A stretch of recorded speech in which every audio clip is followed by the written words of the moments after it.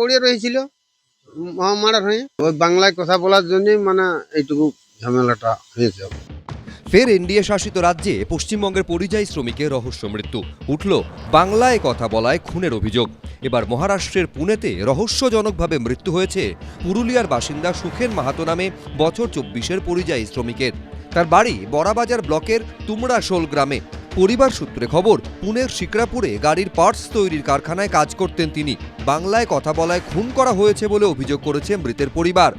পড়ে রয়েছিল মহামারার হয়ে। আমার সাহেব বোকা কেন, বাংলা ছাড়া আর অন্য কোনো জানেনি। ওই বাংলায় কথা বলার জন্যই মানে এইটুকু ঝামেলাটা হয়েছে।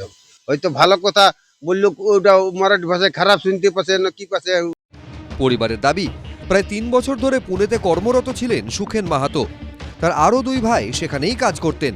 প্রতিদিনের মতো গত সোমবার কারখানার উদ্দেশ্যে বাড়ি থেকে বের হন, কিন্তু পরের দিন সকাল পর্যন্ত বাড়ি না ফেরায় তার খোঁজ শুরু হয়। এরপর পুনের শিকরাপুর থানা সূত্রে জানা যায়, কারখানার অদূরে ক্ষতবিক্ষত অবস্থায় পরিযায়ী শ্রমিকের দেহ উদ্ধার হয়েছে। পুলিশ স্টেশন যাওয়ার পরে ওই মৃতদেহ দাদার দেখতে পাই। ওইখানে মানে একটু ভাষার প্রবলেম হয়, ঠিক আছে, কেননা আমরা হিন্দি বা বাঙালি বলে থাকি, ওইখানে মারাঠি বলতে হবে। পুরুলিয়ায় পরিযায়ী শ্রমিককে খুনের অভিযোগে সরব হয়েছেন মমতা বন্দ্যোপাধ্যায়। এক্স হ্যান্ডেলে মুখ্যমন্ত্রী লিখেছেন, পরিযায়ী শ্রমিক সুখেন মাহাতোর হত্যাকাণ্ড নাড়িয়ে দেওয়ার মতো। পরিবারের একমাত্র উপার্জনকারী সদস্য সুখেনকে নৃশংসভাবে খুনের ঘটনা হেড ক্রাইমের চেয়ে কম কিছু নয়। এখানে ভাষা পরিচয়ের ভিত্তিতে টার্গেট করে নির্যাতন করে খুন করা হয়েছে ওই যুবককে। শুধুমাত্র বাংলায় কথা বলে, বাংলা থেকে গেছে কাজ করতে, এর জন্য খুন হতে হচ্ছে।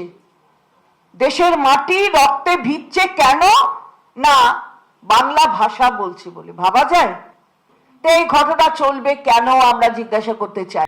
কি এমন এখানে ডেভেলপমেন্ট হয়েছে কি পুরুলিয়ার ছেলেদেরকে, ঝাড়গ্রামের ছেলেদেরকে, নবযুবককে বাইরে কাজ করতে যেতে হচ্ছে? নিজের বিফলতাকে ঢাকানোর জন্য এইসব অভিযোগ তোলা হচ্ছে।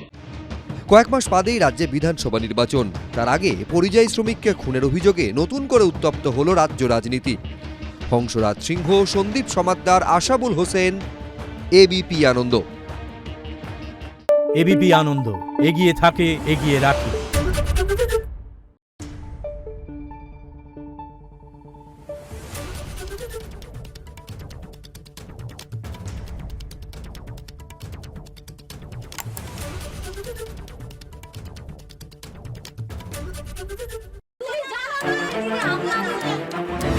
বাংলা চেঁচামেচি চায় না, বাংলা খবর চায়। বাংলা খবর, বাংলার খবর।